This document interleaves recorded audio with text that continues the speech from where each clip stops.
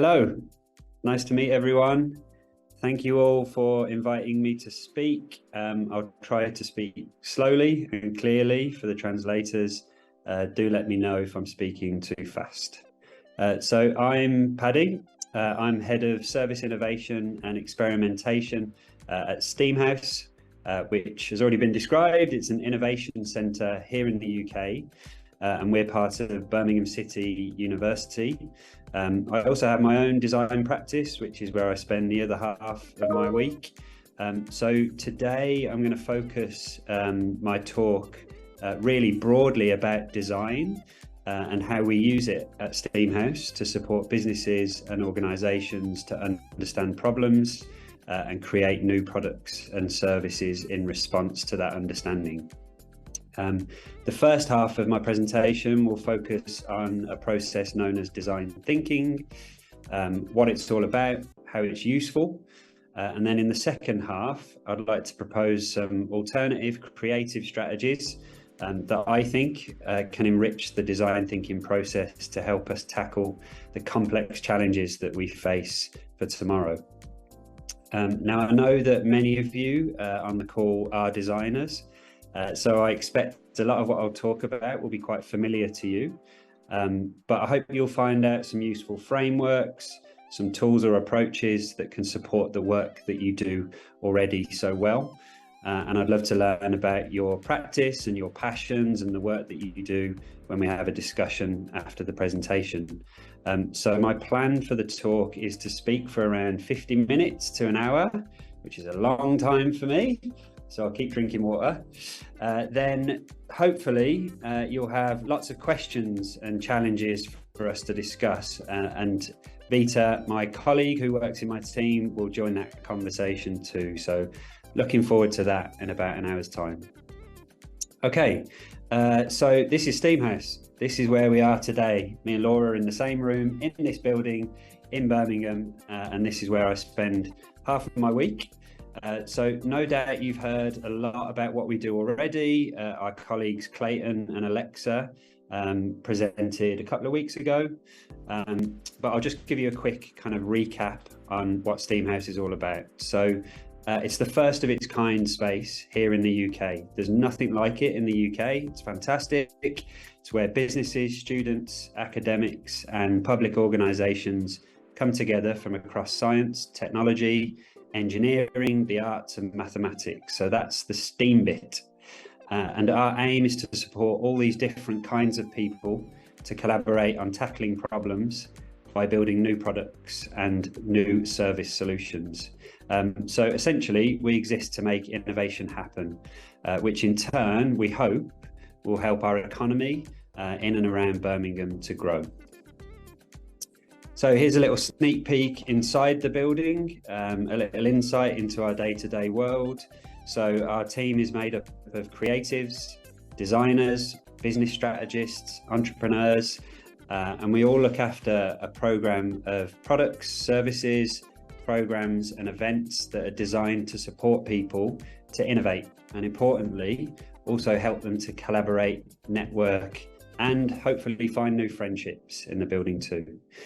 So we think that if we bring about a supportive kind of peer-to-peer network of like-minded, passionate people, new thinking and new ideas will emerge from that space. And we try and have as much fun as we can along the way too.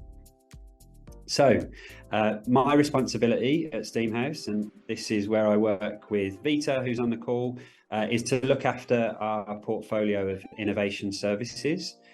These are essentially consultancy services that we offer to businesses and organisations in the region, and they've been designed with businesses, so with our community, to help them innovate in a bunch of different ways. Each of these services are very facilitative, which is quite unique for a consultancy service, which essentially means that we use design and creative thinking methods to help other people do design and development for themselves. We don't do the work for them. We support them to do it for themselves, even if they don't have any experience in that space. So, you know, some of the best businesses and entrepreneurs that we've worked with, they have no experience at all in developing new products or services, but they have the exact character and attributes needed to make their ideas a success. So what we do is provide them with the right framework to help them get there for themselves. And I'll chat a little bit today about how we do that. Okay, so just a little bit about me. My design journey so far has been pretty varied. I've done lots and lots of stuff in design. I've been lucky enough to work on projects that span furniture, product, services, some games, software development, all kinds of stuff really. My career started back 20 years ago in furniture and product design. So I had a studio where me and my business partner were designing furniture for brands. It's quite difficult to earn money designing furniture for brands. So we decided to create our own products. So we created our own collections. And the first of those products was a watch. And that was pretty successful, luckily. So we ended up turning that collection into a watch brand. So we looked after our own watch brand for nearly 10 years, and we sold all over the world to retailers in all the kind of capital cities around the world, really. It was lots of fun. We did that for about 10 years. I personally became a little bit disenfranchised with that work after a while. Because we were having to create new stuff all the time. The retailers that we were working with, particularly in the fashion sector, just kept asking for new designs, new designs, new designs. And that's not why I started designing in the first place. So I decided to leave the business in 2016. And I went to do a master's at Central St Martin's, so a postgraduate course in London. And that was in innovation. And that's where I discovered how design can be used for social good. So how design outcomes can have an impact on people's lives. And then I started working with a consultancy in London called Shift. And we designed new products, new services for large charities, so like NGO organizations, to have a positive impact on people's lives. And then I'm originally from Birmingham, so I was in London for 20 years, and then I moved back to Birmingham 3.5 years ago, and I've been at Steamhouse since. And as I mentioned, my job at Steamhouse is now to support other people to design new things, and hopefully those things have a positive impact on people's lives. And then fairly recently, outside of this, I've started making jewellery, which I'm enjoying quite a lot, tinkering around, which is useful. So that's enough of me. So before I kind of jump in, I think it would be great if while I'm talking, you guys on the call could think about questions that you'd like to ask at the end, and think about the kinds of challenges that you might have for me. We're open to challenges at Steamhouse. Discussions are important, so please ask whatever you like after the session. And I'm really curious to understand from you what design means to your practice and to the world in 2023. We all know that everything is changing so fast. So where are we as creatives going as an industry? And what are the possibilities for design in the future? Okay, so on that topic of design, I think that still these images kind of represent what many people think of when they think about design. It's kind of design with a big D, with a capital D. You know, it's powered by the creative intuition of superstar designers like Philippe Starck, who seemingly know about the best products, the most glossy, desirable products that we should surround ourselves with. This is the kind of design that exists in a kind of market-led paradigm. But, you know, the reality and what we're seeing more and more at Steamhouse is that design today means many different things to many different people, and is being used in a variety of ways to tackle numerous problems across multiple different sectors and scenarios. So now design approaches can just as easily result in a new, sleek user interface as much as a radical new culture change program in an NGO. And I think that one of the reasons for this kind of proliferation is because of the widespread adoption by businesses and organizations of a framework known as design thinking. And I'm going to talk about that for the next few slides. So Knowing that many of you on the call are designers, the term design thinking might feel a little strange or perhaps even inappropriate, because why would you try to formalize how a designer thinks? But the term was created by the team at an industrial design consultancy, at least they were back then, called IDEO back in the early 80s, the 1980s. And they created the term to describe the elements of design practice that they found most learnable and teachable for their clients, because they wanted to support non-creative businesses to do creative design work. So I think there's lots of definitions, you'll see them all over the internet. And for me, this is a good enough definition of what it is.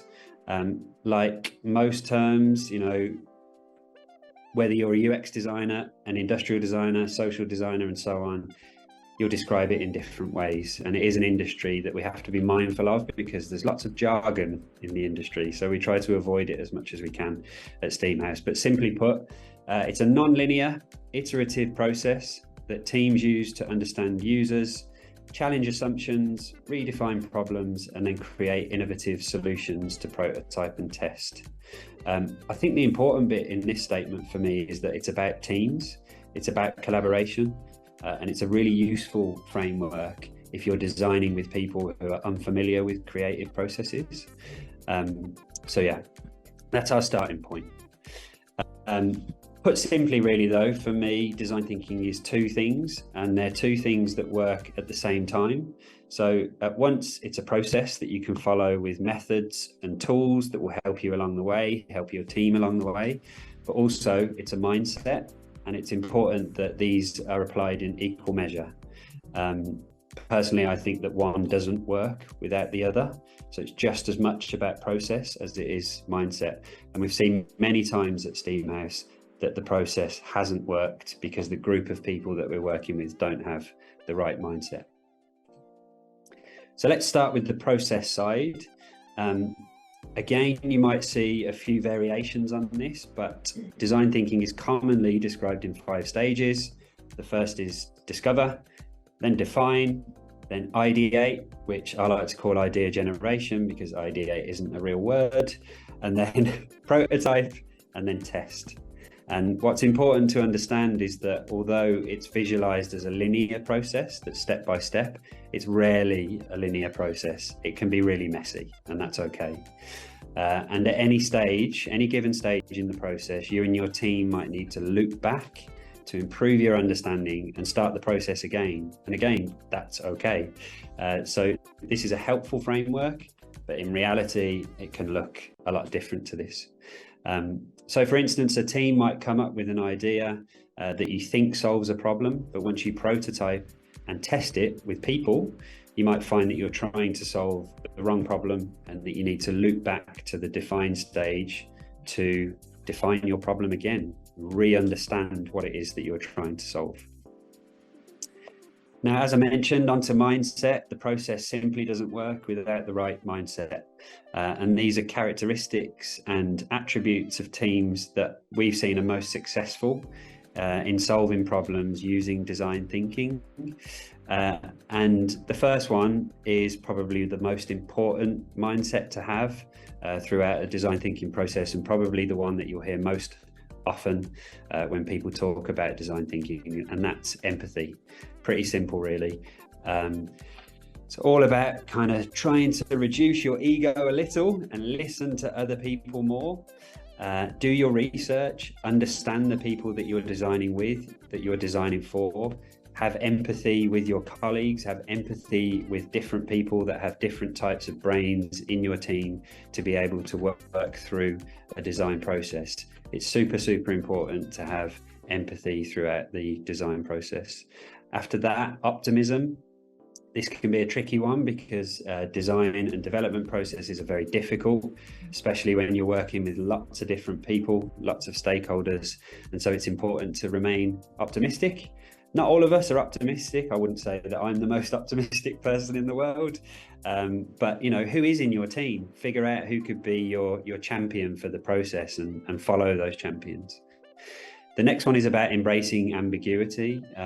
We talk about this a lot at Steamhouse. I gave a talk the other day about how uncertainty powers innovation. The more things become complex and a little chaotic, those are the spaces where new ideas can emerge. When there is too much process, too much constraint, it's very difficult to provide space for ideas to come about. So it's about being open to this idea of uncertainty and allowing ideas to emerge. The next one is making. Lots of people can have ideas, but they find it really difficult to describe those ideas verbally or to write them down. So making space for people to make things, to express their ideas is super important. And also something that we use quite a lot at Steamhouse is to use making as a way to think.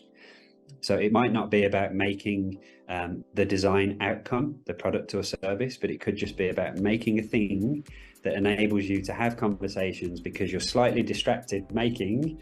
New ideas can emerge and you can have more open conversations with people. The next is all about learning from failure. You'll hear this quite a lot. Tech people like to talk about failing fast, but it's really, I think, less about that for me and more about when you do fail, reflect on it, take a moment to pause, chat with your team, understand what you've learned, and based on that understanding, perhaps change the direction of your product or project. The next one is, if I can see it, is iterating, which basically, it's informed by making and through failure that you learn at each stage of the process. If you make a thing, if you make a prototype and you put it in front of a user and they tell you it's rubbish, change it, listen to them, iterate your product and service as you go. And the last one is just about creative confidence. And I guess that this comes about the more you do this sort of work. And I've found that the most confident designers that I've worked with are the ones that are okay with that ambiguity. They're okay that they don't know the answers and they trust in the process to provide those answers. Okay, so let's just dig a little bit deeper into each of the phases of the process. So the first phase is discover, which is basically research.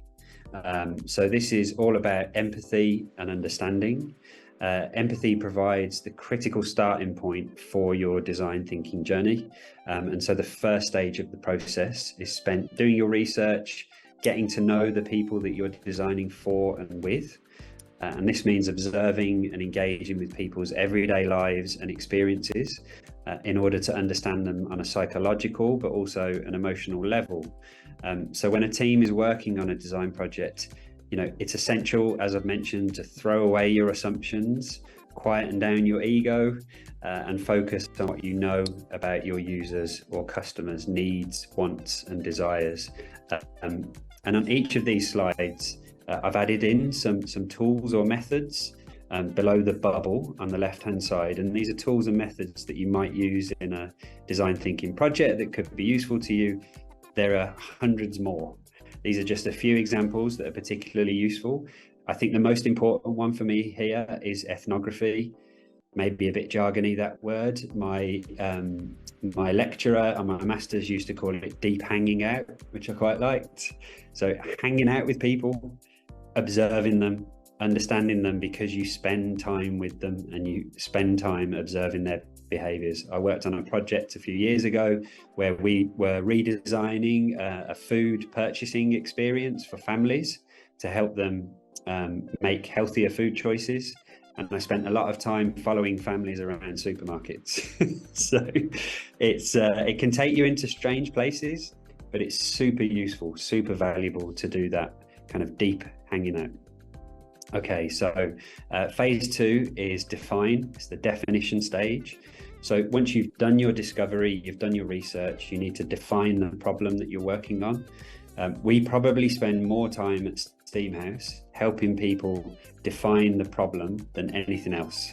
Lots of people in big teams will always have a very different understanding of what the problem is that they want to solve. So how can you collectively as a group use the insights that you've uncovered to make sense of them together and then align and agree on the right problem to solve? So you really need to sort the data. You're going to have lots of data from your discovery phase, and then you need to understand through that data, what difficulties and barriers your target users are coming up against. What patterns can you observe? You know, what's the one big user problem that you keep seeing through your research that your team now needs to go and solve? So by the end of the define stage, you should aim to have a clear problem statement. And it's important that that problem statement is driven by validated insights. These are things that you've seen in reality, and it's agreed by all of the stakeholders involved in the project that that's the problem you'll be working on. And with those statements, it's also super useful, I think, because you'll use it throughout a design project to frame that problem in a human-centered way, make it feel emotional and evocative, so you can empathize with the people that you're designing with and for. So for example, if you're working on a project to improve mobility in cities, your problem statement, a bad problem statement might be, we need to create better commuting options. A good problem statement in that context would be, adults aged between 20 and 30 in Birmingham need more eco-friendly ways to commute to the city centre from the suburbs. And the reason that that is a good problem statement is that it includes all of the research insights that you've uncovered, and it covers off every aspect of the problem that you've discovered through your research phase. So again, I've added a few kind of tools and methods on the left-hand side of the slide, and I will provide you with some links for where you can find some of these tools too. But there are really helpful templates online for things like problem framing. There are even activity sheets that describe how you might do problem framing with your teams in an effective way. Systems mapping templates, which can feel incredibly intimidating. You know, if you're redesigning a part of a city, how do you even begin to understand how that system works? And so being able to do that in a visual way, collaboratively with other people, is super important. User journeys, user journey mapping, it's a really commonplace tool that we use a lot at Steamhouse, and what it's fantastic at is mapping an existing user experience or service journey for a customer, and then finding moments at which the customer is frustrated, where they find a barrier, there's a problem, there's something getting in their way and stopping them from doing the thing that they want to do. Each of those problems on that map are opportunities to design new things. Each one of them could be a new problem statement and the new beginnings of a new design project. So some of these tools, super powerful. And again, I'll share the links for where you can find those. We even have some ourselves that we can share with you. Okay, the next phase in the process, once you've defined your problem, is idea generation. So once you've gathered your insights, you've formulated your problem, you have the information that you need to start coming up with ideas for solutions. This is where it gets a bit more fun. And this is where it gets really creative, when you bring together multidisciplinary teams. So this is really important to us at Steamhouse. We always encourage people that we work with, businesses that we work with, to invite in people from across their organization to do the idea generation together. Don't just bring the creative people, or who you think the creative people are in your organization, to come up with ideas, because each person, each discipline in the organization will bring a different lens to it and a different expertise around things like your finance model, how you distribute your products, special knowledge around manufacturing, logistics. You need all of these minds in the same space to be able to do effective idea generation based on the insights that you've uncovered. So again, there are lots of idea generation techniques. And I've listed a few here on the left-hand side. There are hundreds and hundreds out there, some really exciting ones. I think that the important thing to do here, and it's something that we do a lot at Steamhouse, is to figure out what are the types of brains that will be in the space to do the idea generation, and then go to your menu of idea generation techniques and try and find the right fit for the group that you have. The same method won't work for every type of brain. So that's just something to keep in mind. This is a super commonplace method in design thinking, this idea of a how might we question. Whether you use the framework how might we or not doesn't matter too much to me. I think that the important thing is about creating really great questions. That's essentially what idea generation is. If you can create fantastic questions that enable people to empathize with the people that you're designing for, that have all of the insights in there needed to create ideas, then you'll have really good idea generation sessions. But how might we is a common way to do that. And just a little bit on that structure. So the word we is in the question because it highlights that this is a collaborative effort. It's not about one person's ideas, it's about everybody's ideas together. And the word might is in there because the word might kind of keeps us open to all kinds of possibilities. So what I've got here is an example of a good how might we question and a bad how might we question. So a good one is not too broad, it's not too narrow, and it includes all of the detail from your research insights so that it acts as a kind of trigger that inspires numerous ideas from all of the different people that are working on idea generation. So just as an example, imagine you're doing some research around the ice cream purchasing experience, and you found out through your research that kids love getting ice cream from a truck, but on hot days there's trouble with spillage as kids get back to their families. So you found a problem, that's your problem statement. And a bad how might we question based on that problem would be, how might we create a cone to eat ice cream without dripping? It's a terrible how might we question. And the reason for that is that it describes a solution. The solution's already there. It's really difficult to come up with ideas when people have a hint of a solution and it doesn't include the detail that you've uncovered through your research insight. So on the right hand side is an example of a good how might we question, and that would be, how might we redesign the ice cream buying experience for kids so that it can be more portable and less messy. So you've probably already started to think of ideas for how you might do that, and that's really the magic of a good how might we question. Okay, so once you've come up with a bunch of ideas, you're into the prototype phase. What I will say that before this, you will have lots and lots and lots of ideas. And so between you as a team, you need to find a way to be able to score those ideas. Often we'll use a framework here at Steamhouse that enables people to constantly go back to the research insights and score the ideas based on what you've understood in the context of the problem. And if they're not close to, or at least hinting that they might be able to solve that problem, it might be a great idea, put it somewhere else, use it in another project, but try and focus and funnel your ideas into a top few, a handful, that you can then turn into prototypes. So essentially, a prototype is a scaled down version of a product or a service, which tries out the potential solutions that you've come up with in the idea generation phase.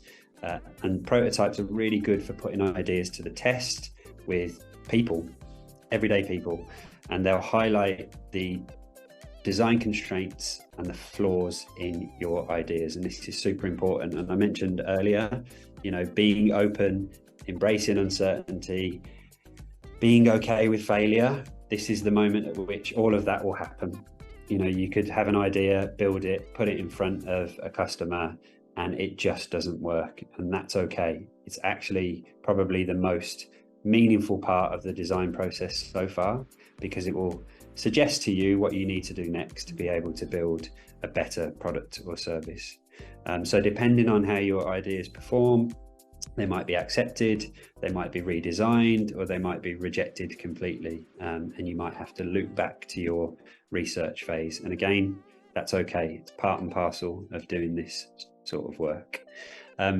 So there are all kinds of different prototypes. What we try to encourage our clients and members to do here is to start with low fidelity or low resolution prototypes. So don't spend too much time on it. Start kind of quick, dirty, scrappy. What could you create really quickly to be able to start testing an idea with people who've never seen the idea before? So use things like paper, Lego, foam. You could use a little bit of role play. If any of you are performers, give it a go. It's usually really helpful when you're designing services to use role play as a prototyping method. And then you'll get onto your testing. Testing, as I mentioned, really critical. This is user research in action. It's the phase where you'll find out the most about whether you're developing the right thing to solve the problem. And your aim at this stage is to determine what you need to test first and create a prototype that will help you test that one thing. Don't try to test numerous things at once. What's the one thing that you need to test first? And so to make a start, try listing your assumptions about the product or service that you're developing, and then rank them in order of importance to test. So for example, if you're making a dating app, you might have an assumption that users will be able to find a match in under 3 clicks. So you need to build a prototype that helps you test this experience first. So the key is to build something as quickly and cheaply as possible that mimics the experience as convincingly as possible. But remember that it doesn't need to look great. Aesthetics are not important. That might even bias the way people use your prototype. So forget aesthetics altogether, concentrate on experience. And then from here on, this is where you move into that iterative phase, which will be all about refining the product or service based on a number of further user tests or customer tests. So just to kind of recap on the process side of design thinking, you start with discovery, which is your research. Once you've done your research, you've gathered incredible insights, you've learnt loads, and then you've defined what it is, what aspect of the problem you want to solve, and you've aligned your team around a problem statement.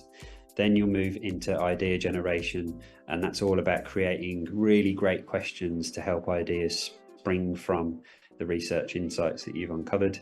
Then move into prototyping, then into testing.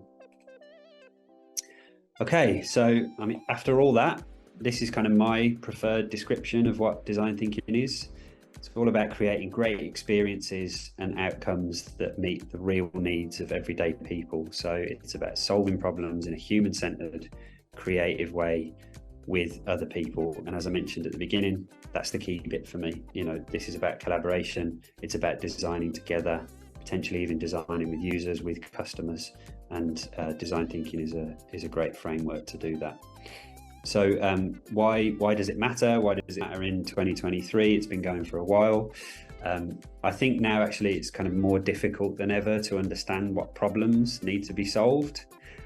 We see this a lot, especially with larger organizations that we work with at Steamhouse. They have so many things that they need to work on. They have their innovation strategy. They don't know where to start. How do they make that decision to understand what problems to solve first? And, we live in a world that's awash with ideas, and it's incredibly difficult to find new product and service opportunities. It can sometimes, especially with technology, it can feel like the world is kind of running away from us. It's really hard to catch up. So personally, I don't think it's possible anymore to create new and meaningful things without co-designing with all kinds of different people that bring multiple perspectives and expertise to a project. And as I've mentioned, this kind of work is uncertain and it's complicated. I really like this diagram here because, it describes at the beginning of these kinds of co-design projects, it's really messy, it's fuzzy, everything feels a mess and it's hard to know where to start. There are numerous project stakeholders coupled with lots of data and different entry points. It can be really overwhelming for design teams. And this is where, in my experience, the design thinking framework is really powerful at helping people understand the steps that they need to take to reach a meaningful outcome. So by focusing so much on empathy, design thinking encourages teams in businesses and organizations to keep the people that they're designing for at the center of their products and services. So ultimately, this means they're more likely to hit the mark and create a meaningful or impactful experience. So for the user, this means better, more useful products that actually improve their lives. But then for businesses, this can mean happy customers, and essentially it can mean more money in the bank. Okay, I mentioned some tools along the way, tools and methods. There are lots of places where you can find tools that could support your design thinking process, with Steamhouse included. Hyper Island, which is a kind of global education consultancy working in design and innovation, they have a fantastic toolbox which you can access on their website, which I think is probably best for methods that help you collaborate with other people. Board of Innovation is a fantastic innovation consultancy with offices all over the world. They have open source tools that they enable anyone to use, and they cover the whole spectrum really of design and innovation projects. Design Kit is from IDEO, so these guys are the originators of this sort of stuff. They have a human-centered field guide, I think they call it, as part of their Design Kit, so check that out. The Interaction Design Foundation is a fantastic resource if you're designing and developing digital products. And then Nesta, especially their DIY toolkit, is incredible if you're designing services or products for social impact, so you're working perhaps in a more community setting. Nesta have lots of tools and tips to help you out there. Okay, oh, I've got a blank slide. That's not good for me. At What Design Can Do, we believe that design is more than making pretty things. Design and creativity have the power to transform societies. Money, the government, science, or the United Nations cannot solve the problems of the world alone. We need design and creativity to come up with alternative strategies, fresh ideas, and provocative thoughts. What Design Can Do organizes annual conferences in Amsterdam, Mexico City, and Sao Paulo. Speakers from all over the world share their visions. What Design Can Do is the perfect place for designers and creatives, as well as businesses, industry, NGOs, and governments to explore and start using design innovation. The What Design Can Do website, blog, and social media are engaged platforms for discussions on design and issues like climate change, social justice, health, and well-being. To actively search for fresh ideas and insights, What Design Can Do organizes global design challenges around the big issues of today. We ask the design community to come up with new answers to questions like the integration of refugees and climate change. We challenge creatives to upload their ideas to our website. An independent jury selects the best ideas to enter an acceleration program to develop them into viable products and business cases. In the near future, What Design Can Do plans a series of local challenges around energy and safety in metropoles on 5 continents. And a new series of conferences is being launched in Mexico City. To see how you can join our movement, visit whatdesigncando.com. Okay, great. Sorry, everyone, that video started sooner than I thought it would. But that's okay. What I wanted to say just prior to that was hopefully you can now see that through design thinking it can kind of be a useful framework to help people co-design new products, new services that meet the demands of customers, the needs of customers, and particularly for those people that don't consider themselves creative. And then I've now introduced that video as a kind of introduction into thinking about design in a kind of bigger, broader and more complex problem space. And there's a growing global movement that now promotes the idea that design should play a critical role in supporting society to overcome some of the biggest challenges of our time, such as hunger, climate change, poverty, and What Design Can Do is a fantastic organization that promotes this exact idea. So that's the reason that I wanted to show that video to you all. And What Design Can Slides again, something strange. Sorry, everyone. What Design Can Do, we believe that design is more than making pretty things. Design and... Sorry. Okay, we're back on track. Okay, so what design can do, they have quite a kind of strong point of view about the world that we live in today, which I think is super interesting in the context of design. You know, their view is that today's systems are deeply flawed, and to make the change that we want to see, they've essentially published this call to arms for the creative community. So these 3 points here, kind of like a manifesto, a call to arms for creatives. And they're saying that we need to design better policies, services, products and systems that put human well-being in direct connection with planetary well-being. We need an inclusive, collaborative and creative approach. And our creative global community is uniquely skilled to tackle these issues, but they need to be equipped with the necessary resources to do so. That's a really big ask for designers, right? And like as a designer, I find it pretty intimidating, but I'm also super excited about what design can do, you know, the potential for design in spaces where it hasn't really existed up until now. But, you know, I find it particularly intimidating, especially when you consider that traditional design approaches emerged to help us create new products, new services for the market, for customers. And design thinking was popularized in business to do exactly that. So design thinking principles are now being applied to these kind of big systemic problems. But working at this level requires not only far-reaching collaboration and co-design, which we've spoken about, but I think it also requires extensions of design thinking into systems thinking, futures thinking, and the kind of radical imagination that we need to inspire the change that we need to see.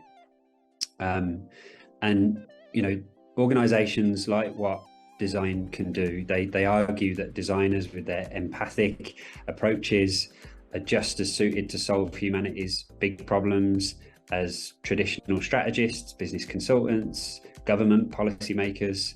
And at the same time, designers are becoming responsible for discovering new, uncharted spaces in systems that can be leveraged to improve an ecosystem, to create a new impactful initiative or program.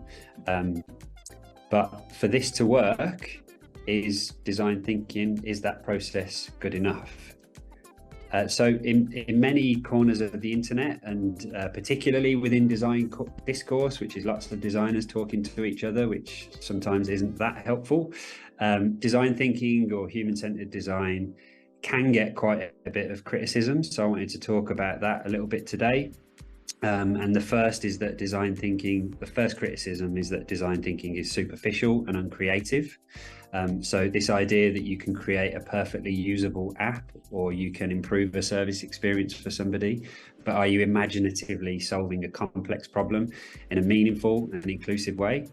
And the second criticism is that design thinking processes don't pay enough attention to the other things that are just as important in the world as humans, whether it be strategy, systems, the rest of life on this planet, things like that. So instead of design thinking or human-centered design, alternative frameworks have been proposed, such as systemic design, strategic design, life-centered design, lots of words. You know, are we kind of getting ahead of ourselves? And I think that perhaps we might be a little bit. For instance, we can see here on the ground in Birmingham that we're just getting started with design thinking and human-centered design. You know, nearly 40 years after it was introduced, our local government here in Birmingham has only just made human-centered design a critical part of its development strategy. So rather than dismissing the process outright, I think there are opportunities to enrich the design thinking process, to invite in kind of more than human thinking, more than human approaches that are imaginative, future-facing, and also more inclusive to all kinds of different people. So I would argue that design kind of needs to continue to empathize with humans, but also empathize with other needs. So I think that good design kind of goes back and forth between user needs, strategic needs, planetary needs, societal needs, and more. So now more than ever, I think an essential design ability is the ability to create elegant solutions that are at the intersection of a variety of different considerations. And so it's this kind of cross-cutting approach that's at the heart of what how we think about innovation, how we think about design here at Steamhouse.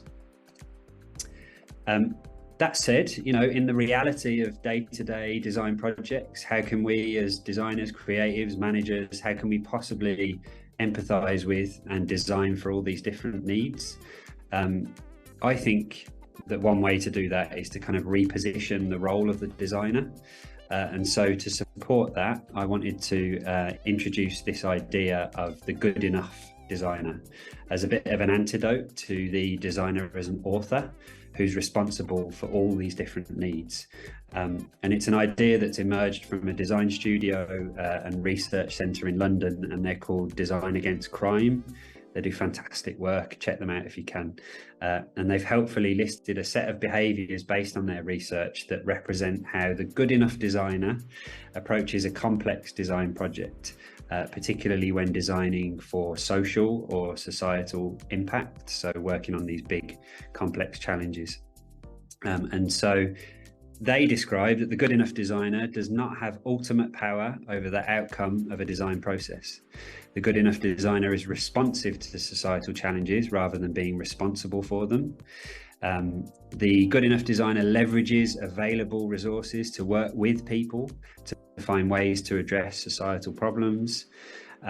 They create the infrastructure for co-design processes involving all kinds of individuals and organizations. And this is the really interesting bit for me, is that they create the vehicles or devices that enable people to go on the co-design journey together. And then the last one is that they leave a legacy of new connections between people focused on the development of design objectives, which essentially means when the designer leaves, people can still continue to build the thing that they started to build together. Now, very often, however, I think the challenge to working in this way, positioning designers in a slightly different space, it can be the designers themselves. So I think a lot of design education still positions designers as authors of solutions, where somehow their signature is visible in the design. I think whether you're a designer or a manager in a business, the urge to bring your own ideas to life will always be there.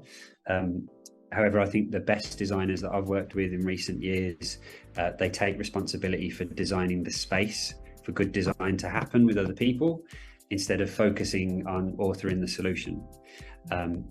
So they make that space by selecting who they work with and applying each of their design abilities to the project. And these types of designers are able to resolve tensions in a collaborative project by empathizing with, it might be organizational leaders, frontline staff, and also, their role, I think, in these projects is to build trust amongst stakeholders and users. They also do it by speaking convincingly, not just about user needs and solutions, but also about strategy, systems, implementation. So for me, I think, in other words, great designers don't just design outcomes like products or services. I think they take care to design the space that enables good design to happen with other people. And so the next few slides for me are kind of interesting examples of the kinds of those devices or vehicles that are proposed by Design Against Crime in that statement. And I think that these devices, they're not end solutions. Instead, they're used in design projects to enrich the process and kind of stretch our imagination a little bit. So some of you might have heard of this concept of cultural probes. They're essentially designed devices that aim to discover things about people and places without a researcher or a designer being present. They're often physical things that are gifted to research participants to try and elicit inspirational responses from people instead of comprehensive information. So they kind of provide clues about people's lives and clues about their thoughts and dreams instead of hard data, the kind of data that you would gather if you were interviewing people, for instance. It's far more exploratory. So we get a sense of the people that we're designing with instead. But I think they're a really great example of how the discover phase of a design thinking project might be enriched, with really very creative and imaginative research processes. The few images here of a project called the Data Catcher. So this is a cultural probe that was used in a design project, and it was created for people to carry around with them as they go about their daily lives. And it has a screen at one end and a large dial just set underneath that. And then as they're walking around the space, little sentences appear on the screen every few seconds, providing facts about their surrounding area. And those topics might include things like detail about the houses, house prices, typical income of people, the number of pubs in the area, stuff like that. And then participants use the dial to respond to some of that data. So they're finding out things that they wouldn't normally find out, and then giving their immediate response and their instinctive response to what they're finding out. That's just one example. If you're interested in cultural probes, I'd recommend that you look at Goldsmiths University in London. They're doing really interesting work in this space. Another device, which I think is just super exciting as a way to enrich design processes, is storytelling. You know, in every design project, I think there are numerous opportunities to design storytelling devices. And this device is called Palimpsest, and it uses 3D scanning and virtual reality to record personal stories and local histories of a place, and kind of layering those over the city at one-to-one scale. So the idea with this device is that stakeholders in a large-scale construction and town planning design project, you know, they can put on a headset and they can directly meet the residents who will be hurt by the construction work.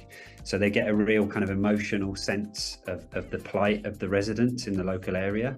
And, you know, this is just a feeling that would never come across with traditional research methods in a design project. So, you know, a real opportunity for designers here to create a thing that's able to tell meaningful and evocative stories for designers to respond to. I think also that designers can create physical spaces that encourage collaboration and exploration in design projects. Incredibly, this is a teaching space at Virginia Tech University in the United States. This is where all of the courses across art and design, they share the same space, and in the center there's a programmed collaborative space to share projects, experiences, troubleshoot problems, things like that. But I think for me, this is interesting because, like, imagine if this same approach was applied in a community co-design setting, you know, where you could create a town hall or a commons for inclusive sharing, for ideas, for conversation, for creative thinking. Super interesting. And then games, just kind of personally, I'm really fascinated by the use of games in design processes. I think there are fantastic examples of designers creating games that enable people to explore some of those complex systems. And the way that they do that is kind of copy them and then condense them into a game environment to make them sort of smaller and more manageable for design teams to play around with. And these images here are from a game called Massive Multiplayer Sober. And it's a team game that was created by a designer called Colleen Macklin. And that supports essentially a design team to learn about culture, food and language in their project. And the game basically entices players into one of the most culturally diverse neighborhoods in New York. And their aim is to collect a list of ingredients for a noodle cookout at the end of the day. But each ingredient on their list is listed in a language that they don't speak. So non-English languages such as Hindi, Hebrew and Japanese. So the only way that they will find out about this food, that they'll find out about the language, that they'll find out about the culture is to actively go and speak to people, engage in conversation. And I just think it's a fantastic example, again, of how you can enrich a design process with something a little more playful. Relationships, I think, are super important in design processes, and I think games have a role to play there. I think that for any design project to be successful, the relationships are key. And this is one of my favorite examples of a design device that aim to explore and strengthen relationships between its players. It's a simple board game which was created with the players over a period of about a year, and it's a game called Captivate, which was designed with and for long-term prisoners and their children, along with support from child psychologists. And the aim was to help children have conversations with their fathers about social problems that they experienced inside the prison.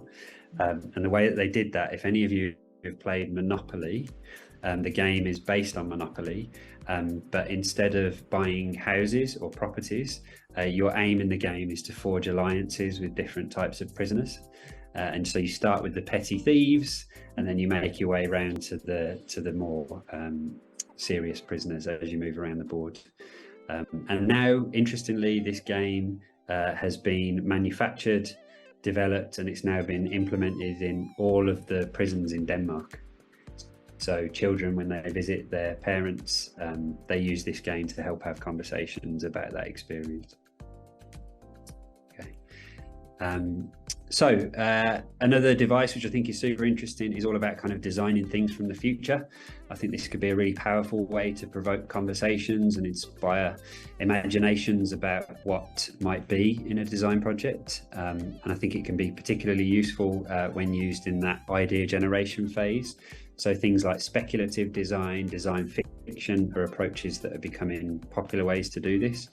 Design fiction is all about creating objects that kind of represent a symptom of a near future world, and it critically asks, if we create the world that we want to see, how does that change the artifacts that we have around us in the world? And so the image that you see on the far right there is called Cricket Crunch, and it's a breakfast cereal made from insect protein, and essentially it's a design fiction artifact, a device that, you know, kind of evokes what might happen if systemic change in food systems came about, and it helps people to reflect on that because it's an everyday object. You know, we all sit down and have breakfast in the morning. And then the project in the center is a really speculative one, and it forces a big what if question about our future. It kind of provocatively proposes that a future that's almost possible, one where animals are bred as providers of external organ replacement. And I think that, you know, projects like this, they sort of force us to question deeply ingrained beliefs that can kind of limit our imagination. So I think really powerful way of designing to introduce into a project to sort of stretch people's thinking a little bit. And then the last one is just a bit of a plug really for us at Steamhouse, and this is about kind of the idea of designing co-design. So we pay really special attention to designing co-design processes through our challenge events, labs, things like that. You know, our role is to provide the infrastructure for people from all walks of life with different perspectives to define problems together, explore ideas, and just play really to sort of imagine what the future of the world might be.